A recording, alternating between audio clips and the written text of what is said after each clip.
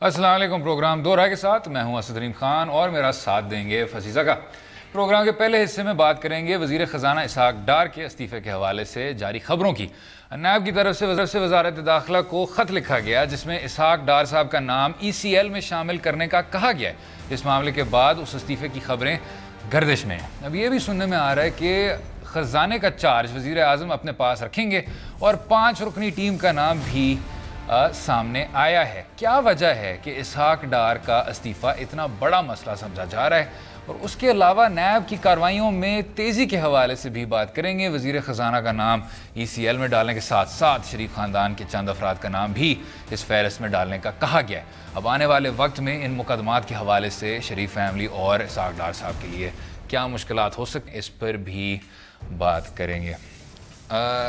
فصیح بھائی، یہ ہم کچھ دنوں سے کہہ رہے ہیں کہ جی وزارت خزانہ جو ہے اس کو آپ نے بے یار و مددگار چھوڑ دیا ہے، لیکن ایک آپ نے سوال بھی کیا تھا کہ اگر جو سٹنگ وزیر خزانہ ہے وہ استعفیٰ دے دیں تو ان کی جگہ کس کو آنا چاہیے. اور اس پہ خالد منیر صاحب نے بہت دلچسپ جواب دیا. انہوں نے کہا کچھ نہیں، کوئی فرق نہیں پڑتا کیونکہ کوئی بھی آدمی قرض لے سکتا ہے. تو اس سے اتفاق کریں گے؟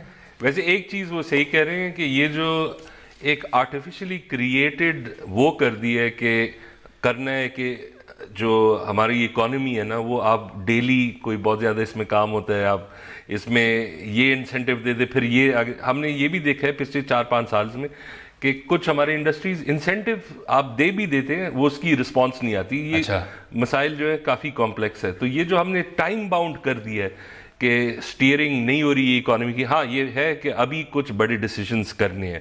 ایک جو ہماری کرنسی ہے اس کی ویلیو ذرا ہائی ہے. نہیں، لیکن جب ہم کہتے ہیں وزارت خزانہ، کچھ ہی آپ کی بڑی وزارتیں جی ٹھیک ہے، باقی کچھ ایسی وزارتیں جن کو وہاں جس طرح کی کارکردگی کی گئی ہے اس وجہ سے وہ وزارت ہی اس کا سٹینڈرڈ پر کم سے کم ہو گیا. میں آپ کو بتا دوں finance is a big deal. It is a big deal. لیکن آپ دیکھ لیں، دیکھیں آپ کے کب ان پٹ آتا ہے. ایک جب آپ کا بجٹ ہوتا ہے، ٹھیک ہے، اس کا ایک سائیکلیکل ایک پیریڈ ہوتا ہے، ٹھیک ہے، جون جولائی ہو جاتا ہے. پھر آپ کا اسٹیٹ بینک ہوتا ہے، ٹھیک ہے نا، وہ اس کا اپنا ایک گورنر ہوتا ہے ہو از ٹیکنیکلی انڈیپینڈنٹ، وہ چلتا رہتا ہے. میں صرف یہ کہہ رہا ہوں کہ یہ جو پش آ رہی ہے کہ یہ ہم لاری چلا رہے ہیں اور ڈرائیور سو گیا ہے، ٹھیک ہے نا، it is a bad thing. لیکن جس لیول پہ ارجنسی کی بات ہو رہی ہے وہ شاید اتنا سچ نہ ہو. لیکن یہ بات صحیح ہے کہ ابھی بڑے ڈیسیجنز ہیں اور یہی ہے ابھی ان کو پلان کرنا چاہیے.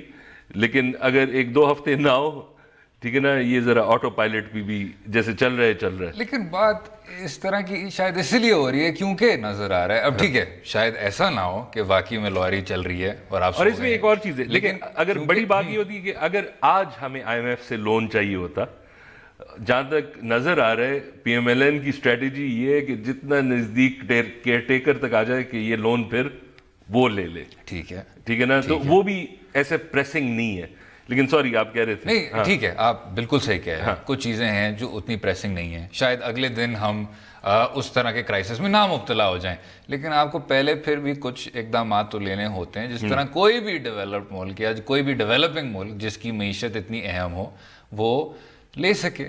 اب یہاں جب آپ کا خسارہ اس طرح بڑھ رہا ہے یا آپ نے، ہم ہمیشہ کچھ اسٹرکچرل کنسٹرینٹس کی بات کرتے ہیں، لیکن مجھے اور آپ دونوں کو یہ بھی بات تسلیم کرنی چاہیے کہ کبھی کبھی اس حکومت نے بھی کچھ ایسی پالیسیاں سامنے کی ہیں جو آپ شاید اس سے پچھلی حکومت یا اس سے پچھلی حکومت پہ نہیں لگا سکتے. صحیح ہے. مثلاً ایکسپورٹس کی اب جو پچھلے 4 سال کا کریش ہوا ہے وہ بھی سب کے سامنے. ادھر ہم نے بلکہ فرحان بخاری صاحب کو بھی لیا تھا، وہ بھی کہہ رہے تھے کہ، اور یہ ان کا کہنا ہے میرا نہیں، وہ تو کہہ رہے تھے کہ جی جو ہم نے فائنانس پالیسی دیکھی ہے وہ شاید ملک کی تاریخ میں سب سے بدترین ہو.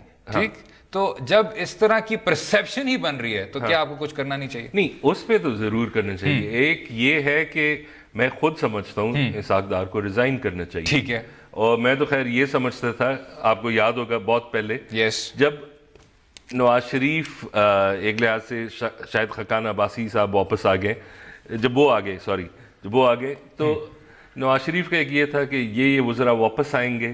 دس is like a big thumbs up to everyone جنہوں نے مجھے، ٹھیک ہے نا. لیکن ان میں سے اسحاق ڈار کو واپس لے کے آنا، اور وہ بھی اتنے امپورٹنٹ پوزیشن پہ، اور وہ بھی جب وہ کبھی کہتے ہیں نا رائٹنگ آن دا وال کی دیواروں پہ ہر جگہ لکھی تھی کہ نیب اور ان کا کیس جو ہے نا وہ سب سے جو ہے نا شاید آسان ایسے ہو کہ اس میں کام بہت ہو چکے ہیں, کنفیشنل سٹیٹمنٹ ہے, اگر یہ ان کو ذکر نہیں تھا, اور 6 ماہ کا انہوں نے اس میں ایک پرفارمنس انڈیکیٹر بھی ڈالا ہے. تو یہ جو آج کا سچویشن انٹائرلی پریونٹیبل. اور دوسرا یہ کہ یہ جو ابھی ایک لحاظ سے اگر انہوں نے مائنڈ بنا لیا ہے واپس مجھے نہیں آنا, ٹھیک ہے, اور پھر یہ بھی لوگ کہہ رہے ہیں کہ ٹھیک ہے وہ چھٹی ذرا لکھ لے ہمارے لیے, ٹھیک ہے, نہیں وہ بھی نہیں کرنا, اٹس بیڈ پالیٹکس. اس پہ اب ایک نجی چینل کے اینکر صاحب ہیں, انہوں نے کہا کہ جی اب یہ بھی کہا گیا, ہمیں کیا پتہ جی, یہ رپورٹنگ کرتے اس میں, ٹھیک, کہ ایک اسحاق ڈار صاحب کو میاں نواز شریف صاحب نے پہلے پیار محبت سے کہا کہ جی اب بس ختم کریں اس کو. انہوں نے آگے سے کہا نہیں. جب انہوں نے آگے سے کہا نہیں کہا تو میاں نواز شریف صاحب جو پہلے سے ہی ہیزیٹنٹ تھے, انہوں نے کہا کہ بھائی اس چیز کو چلنے دو, پٹری پہ چل رہی ہے, اسی طرح چلتی رہے گی. اب میں اور آپ شاید اس کو نہیں سرٹن کر سکتے کہ اس بات میں حقیقت کتنی ہے, لیکن بات یہ ہے کہ یہ کوئی تعمیری قدم نہیں ہے. بالکل نہیں. اور جب اگر آپ دیکھ لیں مقصد ابھی پی ایم ایل این کا کیا ہونا چاہیے, 2 بیسک ایمز ہیں. ایک یہ ہے کہ یہ جو ہم نے ایک 40-50 جو الیکٹیبلز ہیں جو مشرف کے بھی یار تھے, پی پی پی کے بھی یار تھے, ٹھیک ہے نا, اگر اے این پی کے حالات اچھے تھے ان کے بھی یار ہو جائیں گے, ٹھیک ہے نا. ہمیں یہ دکھانا ہے کہ ہمارا جو یہ نظام ہے we are going to be doing well up to the elections, ٹھیک ہے نا. اور تو ایک 5 ارکان کا ایڈوائزری کاؤنسل کے ذریعے ہم کیا ڈو ویل کر رہے ہوں گے جناب؟ they'll do that's again a terrible میرے خیال میں آئیڈیا. یہ کس طرح کا آئیڈیا ہے کہ اچھا ویسے بھی اتنے زیادہ ویسٹڈ انٹرسٹ ہوتے ہیں, اتنی بڑی بڑی لابیاں ہوتی ہیں, اب آپ اس طرح کی پالیسی کو 5 ارکان اس پہ لگا دیں, چاہے آپ کچھ بھی کہیں اسحاق ڈار صاحب کو, جتنی بھی ان پہ تنقید ہوتی ہے, ہمیشہ یہ کہا جاتا تھا کہ وہ وزارت خزانہ کو کافی ایک ٹائٹ شپ کے طور پہ چلاتے تھے, کوئی 2 رائے نہیں ہوتی تھی. جس طرح اس شو میں آپ نے دیکھا کہ وہ حوالہ بھی ہو گیا. اب فضی بھائی اگر میں ذرا لیکن ایک کوئک پوائنٹ, میں پوائنٹ یہ کر رہا تھا کہ آپ کا اگر مقصد یہ ہے آپ کا پارٹی یکجہت رہے, ٹھیک ہے نا, اپ ٹو دا الیکشنز, تو اس میں سب سے بڑا کام آپ کو یہ دکھانا ہے کہ جو بھی میرا ویژن ہے وہ ایک سالڈ ویژن ہے. اور وہ اگر آپ اپنا پولیٹیکل کیپٹل ایک فائنینس منسٹر جو انٹرسٹڈ شاید اب نہ ہو یا اس کے اور مسائل پاکستان واپس نہیں آ سکتا, تو this is not a vote of confidence. لیکن حکومت وقت کا کہنا یہ ہے کہ اسحاق ڈار صاحب کا تمام امور پر گہری نظر وہ رکھ رہے ہیں اور ہر چیز چلا رہے ہیں, وہاں سے ایسی بات نہیں ہے وہ ان ایبسینشیا نہیں ہے. میں بس آپ کو ویسی جو وہ کہہ رہے ہیں. اب آپ نے یہ سوال کیا تھا کہ آپ کیا کرتے, ٹھیک, وزیر خزانہ کس کو ہونا چاہیے, تو جناب اے ایف صاحب نے کہا کہ ڈار صاحب کو شو کاز نوٹس دے دیں اور ان کو ایکسٹینڈڈ سیک لیو پہ بھیج دیں. ابھی جو آپ کے وزارت وزیر خارجہ ہیں خواجہ آصف صاحب, وہ ایک اور زندگی میں بینکر بھی رہے ہیں, آپ ان کو لگا دیں. براوو کنگ نے کہا کہ جی ان کو 2 دن دے دیں اور وہ استعفیٰ دے دیں گے, اور یہ کنفرمڈ نیوز ہے آپ کے شو کے لیے. براوو کنگ کے ہم شکر گزار ہیں. تخلص نے فرمایا کہ جی میں آپ سے اختلاف کرتا ہوں, آپ کو ایک ایسا شخص چاہیے جو 2 اور 2 ملا کے 5 پہ پہنچتا ہے, ٹھیک. اور پھر آخر میں صلاح الدین قاسم صاحب نے کہا اسد عمر. اچھا یہ ہے جناب, یہ پورا آپ کو اسپیکٹر مل گیا, خواجہ آصف صاحب سے لے کر اسد عمر تک. نہیں, ویری انٹرسٹنگ. دیکھیں یہ جو اب بینکرز بھی جو ہے, ٹھیک ہے, اسد عمر صاحب جو ہے نا, انہوں نے ایک بڑا سی ای او تھے, سی ای او پاکستانی, ایک ایفیکٹیولی ہمارا one of our first multinationals, ٹھیک ہے نا.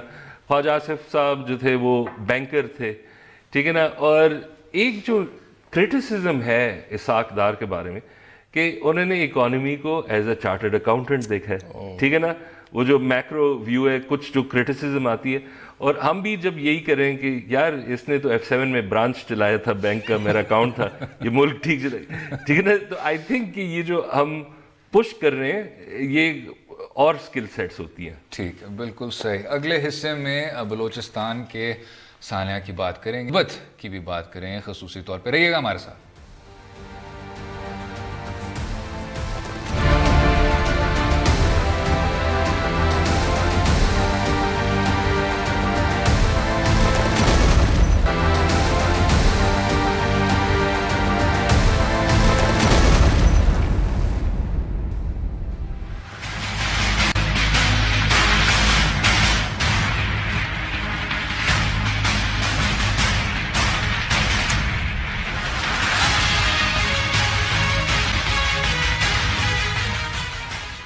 ویلکم بیک ٹو دو رائے. اس حصے میں تربت میں پیش آنے والے ثانیے کی بھی بات کریں گے. چند دن پہلے پنجاب سے تعلق رکھنے والے 15 افراد کو گولیاں مار کر شہید کر دیا گیا اور آج پھر 5 افراد کو اسی نوعیت کے واقعے میں شہید کیا گیا. پچھلے چند روز میں بلوچستان میں اس قسم کے واقعات میں اضافہ دیکھنے کو آیا ہے. اس سے پہلے سینئر پولیس آفیسرز جس میں ایک DIG اور SP بھی شامل تھے جن کو فیملی سمیت شہید کیا گیا تھا. کیا وجہ ہے کہ پیپلز پارٹی حکومت کی طرف سے شروع ہونے والے آغاز حقوق بلوچستان پیکج سے لے کر موجودہ حکومت تک بلوچستان کے حوالے سے سنجیدگی بھی ایسے واقعات کو کم نہیں کر سکی اور ان سارے واقعات کے پیچھے بنیادی محرکات میں کیا ہو سکتے ہیں اس پر بھی بات کریں گے.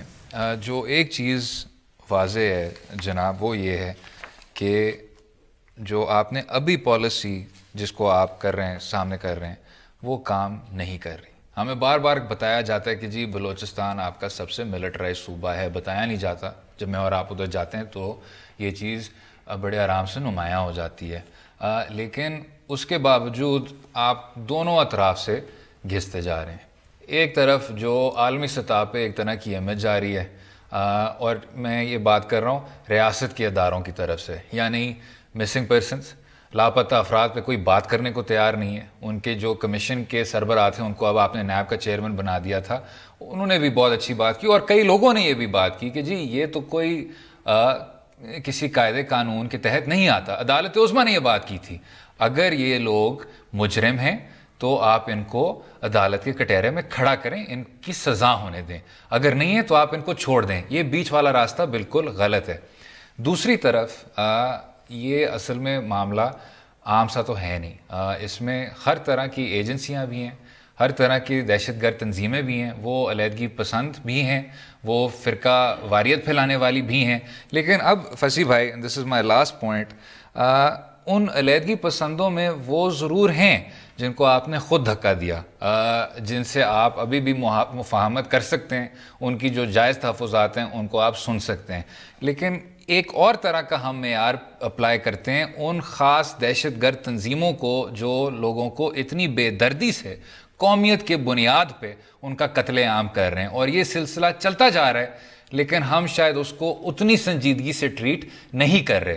دہشت گرد ہے جو اس طرح جانے لیتا ہے اور تربت میں اس کا میرے خیال سے سب سے دردناک جو مثال ہے وہ ہمارے سامنے ہے. دیکھیں, ایک تو یہ کہ یہی جو آپ بات کرتے ہیں ہیویلی سیکیورٹائز پروونس ہے, انفارمیشن وہاں سے نکل کے نہیں آتا, آپ انفارمیشن ایکسس بھی نہیں کر سکتے. جو ہم کرتے آ رہے ہیں یہ نظر آ رہا ہے, یہ کام تو نہیں کر رہا. پولیس ہیویلی انڈر اٹیک ہے, یہ جو لڑکے انہوں نے مارے ہیں. دوسرا یہ کہ جب آپ نے اتنا عرصہ ایک پالیسی جب اب نظر آ رہا ہے کام نہیں کر رہا, نہ اس پہ ڈسکشن ہو سکتی ہے, لیکن پھر اس کے درمیان کچھ آپ کے گروپس ایسے ایکسٹریم ہو گئے. اب یہ جو BLA نے رسپانسبلٹی اس کی لی ہے, اس کی کوئی ایکسکیوز کہیں سے ہو ہی نہیں سکتی. ٹھیک ہے, آپ نے غریب لڑکے مارے, وہ صرف یہ کہ وہ پنجاب سے تعلق رکھتے ہیں اور اس میں انہوں نے ایک انویریفائڈ آن لائن بھی کہا ہے کہ یہ ہم کنفیشنل سٹیٹمنٹ دکھائیں گے کہ یہ FWO کے لیے کہا. جی اچھا, یہ ویسے sorry I am cutting you فصیح بھائی, یہ ویسے کہنا چاہیے کہ بلوچستان لبریشن فرنٹ نے اس حملے کی ذمہ داری قبول کی. ہاں ایگزیکٹلی. اور دوسرا یہ کہ let's say they were working for FWO, تو کب سے غریب ہونا ایک جرم بن گیا ہے. آپ تو پورے ملک میں کہیں بھی چلے جائیں گے, ٹھیک ہے نا, آپ یہی جن کی تعلیم نہیں ہے یا لیٹس سے دے ور, یہ تو کہیں سے بھی اس کی ایکسکیوز نہیں ہے. لیکن اب سوال ہے کہ کریں گے کیا. ٹھیک ہے, ایک تو بس وہی ہے کہ اس کا ایک لحاظ سے وہ سلوشن ہے جو لوگوں کو پسند نہیں آتا. ٹھیک ہے نا, وہ شاید مجھے بھی نہیں پسند آئے, آپ کو بھی نہیں آتے, بیکاز کچھ اس میں ایسے گروپس ہیں. آپ کو ایک پولیٹیکل سیٹلمنٹ کرنی ہوگی, آپ نے کچھ الاؤنسز دینی ہے, یہ آپ نے مارک کرنا ہوگا کہ یہ گروپس جو ہیں ان کے ساتھ کہیں سے بھی ہم نہیں کریں گے ابھی. ٹھیک ہے نا, بیکاز ابھی کچھ چیزیں بہت زیادہ آگے نکل گئی ہے. یہ جو جس لیول پہ یہ اب ایتھنک کلینزنگ ہمیں سے کہہ نہیں سکتے, لیکن ہے تو یہ وہی اس کا ہی ایک حصہ. آپ اگر صرف اور صرف قومیت کے بنیاد پہ لوگوں کو اس طرح نشانے پہ بے دردی سے ہلاک کر رہے ہیں تو ایتھنک کلینزنگ نہیں ہے تو کیا ہے؟ ہاں نہیں, آئی مین موڈس آپرینڈی وہی ہے, وہ صرف یہ اسکیل ہوتا ہے ایک define something as ethnic cleansing.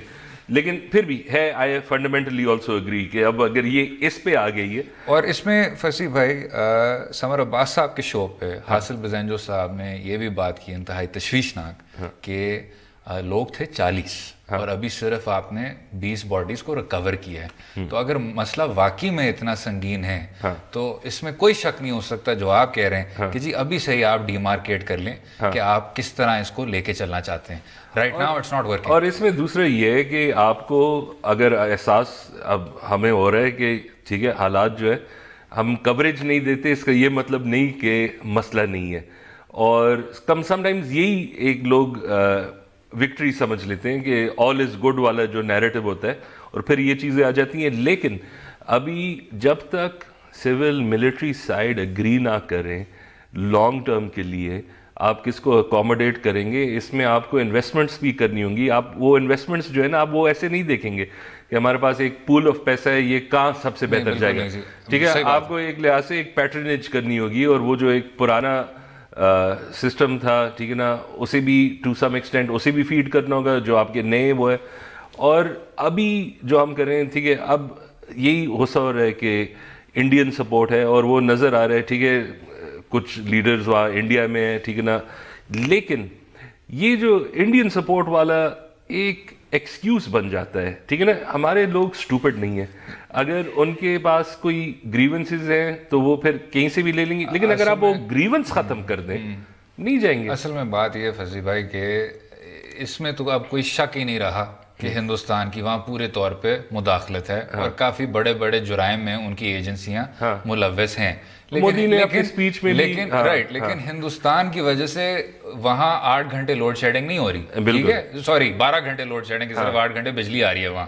Hindustan کی وجہ سے جو وہاں جس طرح کی ڈیپریویشن ہے وہ ہندوستان کی وجہ سے نہیں ہے, وہ صرف اور صرف ریاست کی چلیں آپ نے جو بھی کہنا ہے, آپ کہیں کہ جی غفلت تھی یا آپ کہیں نیگلیجنس تھی, جو بھی تھا, اب اس کو درست کرنے کا وقت آ گیا ہے, ورنہ یہ آپ کے ہاتھ سے بالکل ہی معاملہ نکل جائے گا. دوسرا یہ ہے کہ جو ان کے سوالات ہیں, آپ کو یہ ایک چیز ہوتا ہے کہ ٹھیک ہے نہیں آج آپ بس پاکستانی بن جاؤ, ہمیں چھوڑ دینا کہ ہم جو کرنا چاہتے ہیں پھر ہم دیکھ لیں گے.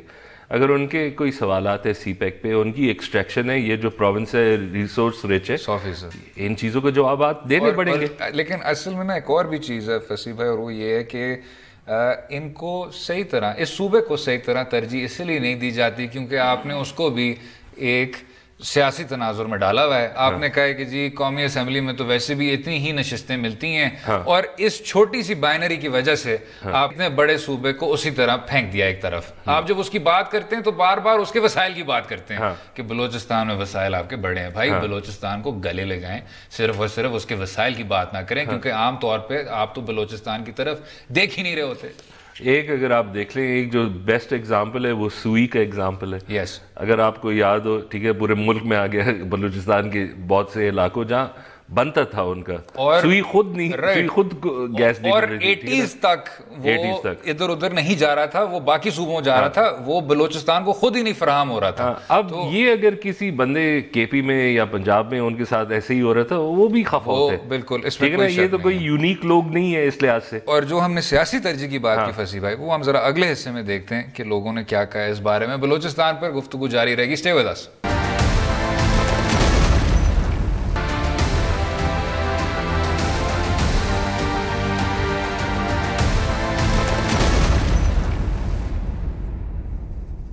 Welcome to Do Raaye. بات ہو رہی تھی بلوچستان میں بد امنی کی فضا بد دستور قائم ہے, لیکن بات یہ بھی ساتھ میں ہو رہی تھی کہ سیاسی طور پہ اس کو ترجیح کیوں نہیں دی جاتی, ریاست کے طور پہ اس کو کیوں نہیں ترجیح دی جاتی. جناب آپ کی اجازت کے ساتھ ہم اگر کچھ ہمارے سیاسی جماعتوں کے سربراہ اور کچھ ہمارے ان میں وزیر اعظم بھی شامل ہیں, ان کی ذرا بات سن لیتے ہیں بلوچستان کے متعلق. جتنی مرتبہ میں اس دفعہ بلوچستان آیا ہوں, میں کہیں اور نہیں گیا, اور مجھے بہت خوشی ہے کہ آج ادھر آیا ہوں.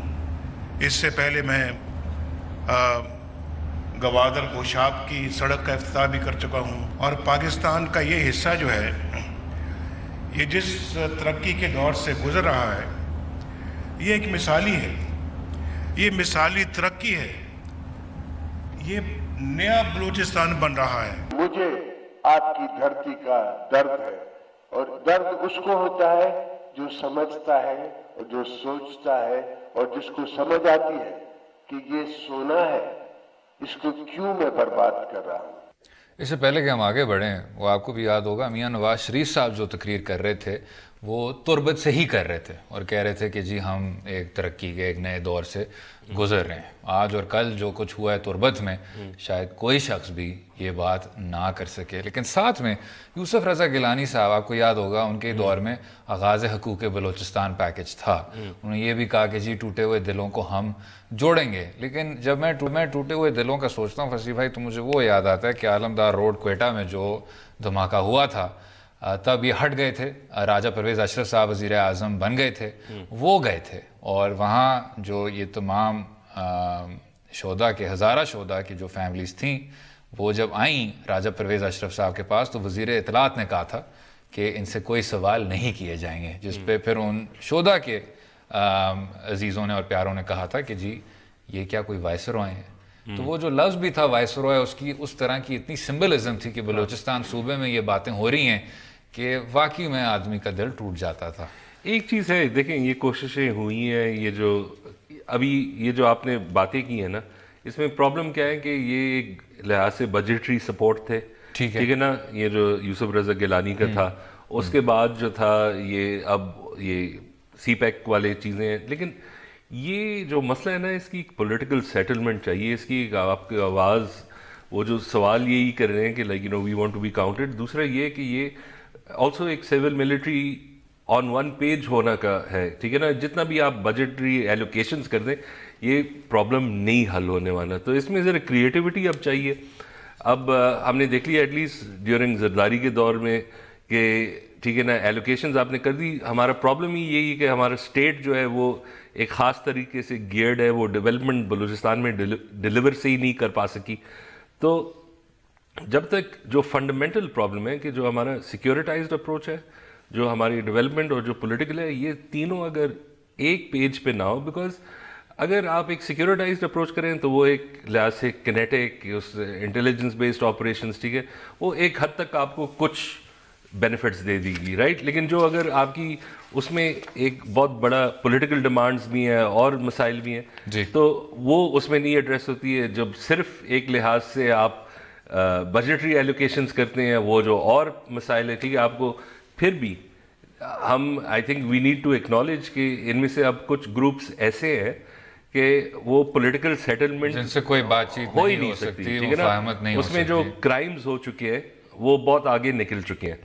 تو یہی پرابلم ہے ابھی۔ اور ایک چیز جو ابھی ایک اور ہے، یہ ہے کہ ابھی ہم دیکھ رہے ہیں کہ یہ جو لڑکے مارے گئے ہیں یہ پاسبلی ابھی اس میں بھی تھوڑی ذرا کلیئرٹی اتنی نہیں ہے، لیکن یہ ایک ہیومن سمگلنگ آپریشن تھا، رائٹ۔ آپ نے جو ذکر بھی کیا FWO کا، اس میں بھی اب فرق طرح کی رپورٹس کہ جی وہ اصل میں کیونکہ تھے پنجاب سے، وہ جا رہے تھے ایران اور پھر ایران سے آگے گریس، اور اس میں پھر سے وہ مسئلہ آ جاتا ہے، کیونکہ ابھی تو ہم بات تو یہی کر رہے ہیں کہ جی سیکیورٹی سچویشن کی، لیکن ہیومن سمگلنگ کا گھوم کے پھر سے واپس مسئلہ آ جاتا ہے۔ بات یہ ہے کہ جی اگر آپ کی 23% قوم جو ہے وہ پاورٹی لائن سے نیچے رہ رہی ہے تو، اور یہ ہر جگہ جناب ہر اسٹڈی نے یہ ثابت کر دیا کہ ہیومن سمگلنگ کا ایک ڈائریکٹ قسم کا رشتہ ہوتا ہے غربت کے ساتھ، تو نہ آپ اس چیز کو دیکھ رہے ہیں، نہ آپ اس کو خاص ترجیح دے رہے ہیں۔ اسلام آباد راول پنڈی میں 800 کیسز ہوتے ہیں میرے خیال سے مہینے کے، اور اس میں آپ کے پاس شاید 2-3 چند افسران ہی ہیں مختلف ریاست کی ایجنسیوں کے جو اتنی بڑی ڈیسک کو سنبھال رہے ہوتے ہیں۔ تو وہی جو آپ نے بات کی فصیح بھائی، کیپیسٹی۔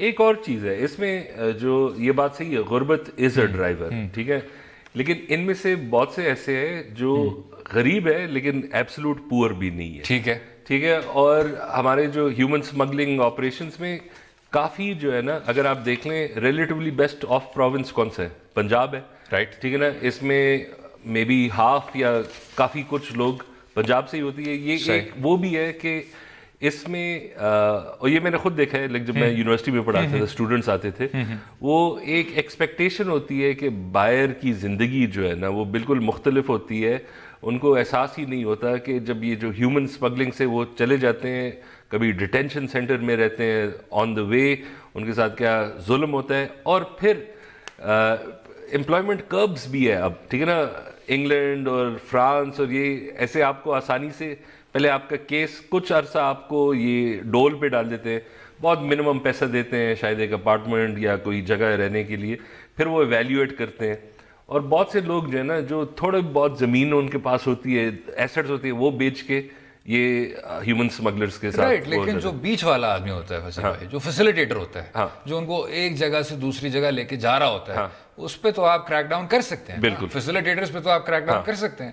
اچھا, اور یہ بھی ہے کہ اس میں بھی اب جو تھوڑے بہت ریسرچ رپورٹس آئے, اس میں کافی کچھ جو ہے نا وہ یہی اسی بیلٹ میں اراؤنڈ اسلام آباد, پنڈی, یہ لوگ ہیں. تو یہ ایک لا انفورسمنٹ کا بھی ایشو ہے میرے خیال میں. ایک لحاظ سے یہ بہت لیکس بھی ہم دیکھ لیتے ہیں. ایک رپورٹ میں تو یہ آیا تھا کہ ایران نے کوئی 19-20 ہزار ہمارے لوگ واپس کیے. بالکل, تو I can imagine maybe یہ بات سچ نہیں ہے, یہ میری انسائٹ غلط ہو, لیکن لا انفورسمنٹ کا یہ بھی ہو کہ ٹھیک ہے جانے چلے جاؤ, جب واپس آ جائیں ٹھیک ہے بہت شکریہ آپ لے کے آئے, کر لیں آپ. کوئی پرائیورٹائز نہیں کیا. ہمارے 50 اور بھی مسائل ہیں. رائٹ, لیکن ایک چیز جو ہے یہ ہے کہ یہ جو کہانیاں ہوتی ہے, مجھے یاد ہے میرا ایک بہت اچھا دوست ہے یہاں پاکستان میں, he had a very good job, ٹھیک ہے نا, اس میں تھا ایک NGO میں تھا, اور اس کے دوست نے سب نے لیگل امیگریشن انگلینڈ میں کی تھی. کیا مزے ہیں, ٹھیک ہے نا. اس نے وہ جاب چھوڑ دی, میں نے اسے کہا مت کرنا.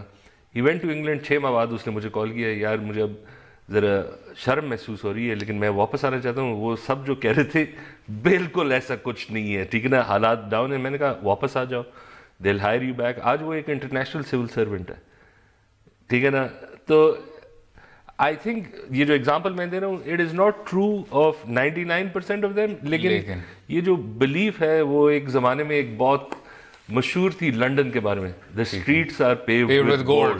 بالکل, ٹھیک ہے نا, اور پوری دنیا وہی چلی جاتی تھی. لیکن آپ کا جتنا بھی آسان, اب آپ ہر طبقہ جو ہے آپ کا وہ باہر جانا چاہتا ہے, اور یہ سوچ صرف آپ شاید تب بدل سکیں گے. ابھی گیلانی صاحب کا ہم نے کلپ بھی چلایا تھا, جب گیلانی صاحب جیسے لوگ اس ملک کے منتخب نمائندے وہ اپنی سوچ بدلیں. جب ان سے کہا گیا تھا کہ جی اتنے زیادہ پاکستانی باہر آنا چاہ رہے ہیں, فرق امیگریشن کرنا چاہ رہے ہیں, اور تب یہ وزیر اعظم تھے, تو انہوں نے کہا تھا why don't they leave then. آپ کو یاد ہوگا یہ بین الاقوامی ایک وہ کر رہے تھے, وہ انٹرویو کر رہے تھے اپنا. لیکن جب تک ایک لحاظ سے اسٹیٹ پالیسی بھی تھی 80s and 90s, وہ مختلف تھی. ٹھیک ہے, وہ جو ہماری لیبر وہ تو آج بھی ہمیں فائدہ ہوتا ہے ریمیٹنسز, بیکاز ریمیٹنسز جو ہے وہ اسینشلی فری کرنسی آتی رہتی ہے, اور جو ایک اور اکانومی کی پروڈکٹیو ریسورس ہوتی ہے وہ پھر ایک نیٹ ٹرانسفر. اس میں کوئی شک نہیں تھا, لیکن آئیڈیلی اسپیکنگ ہمیں اس طرح کی ایک معیشت اور اس طرح کی ایک سپیس بنانی چاہیے. یہ جو الیگل مائگریشن اور جو لیبر تھرو پروسیس جاتی ہے بالکل اور ہے. بات ویسے بین الاقوامی کی کریں گے اگلے حصے میں. لبنان کے سعد حریری صاحب جو اب فرانس پہنچ گئے, اس میں سعودی عرب کا کیا کردار تھا اس پہ بات کریں گے. رہیے گا ہمارے ساتھ.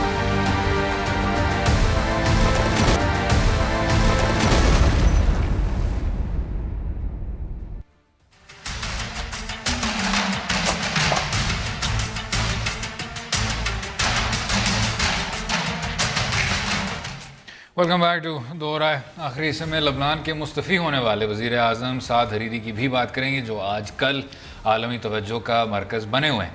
لبنان نے یہ الزام لگایا ہے کہ سعد حریری والے معاملے کے اور ان کے اغوا کے پیچھے سعودی عرب کا ہاتھ ہے. وہ آج سعد حریری سعودی عرب سے فرانس پہنچ گئے ہیں, جہاں کے وزیر اعظم نے اس معاملے کے حل کے لیے اپنی خدمات پیش کرنے کا کہا ہے. لیکن اس میں بھی جب ہم بیرونی ہاتھ کی بات کرتے ہیں, سب سے پہلے تو ہر پاکستانی شہری کو سعد حریری بیرونی ہاتھ نہیں تھا, بیرونی مکہ تھا. چلیں وہ بھی حلق کا اس بیرونی موقع پہ بھی آ جائیں گے. لیکن ہر پاکستانی بچہ جانتا ہے سعد حریری کو, کیونکہ سعد حریری نے اتنا اہم کردار ادا کیا تھا میاں نواز شریف صاحب کی وطن واپسی میں.